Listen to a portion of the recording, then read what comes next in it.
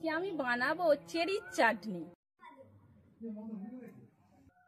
এক বাটি জল আর চিনি দিয়ে আমি একটা সিরা বানিয়ে নেব।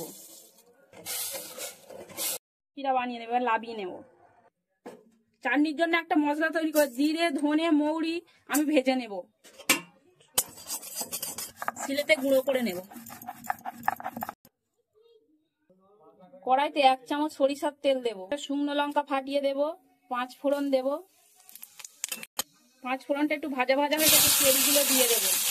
পরিমাণ মতো নুন গুঁড়ো দিয়ে দেব, হলুদ দিয়ে এইভাবে একটু নাড়িয়ে নেব হালকা। আমি অর্ধেক চেরি পেস্ট করে নিয়েছি, পেস্ট চেরিটা দিয়ে দেব। চিনির যে সিরাটা করেছিলাম দিয়ে দেব এতে। আমার চাটনিটা রেডি হয়ে গেছে। এবার লেবুর রস আর ভাজা মশলা দিয়ে নামিয়ে নেব।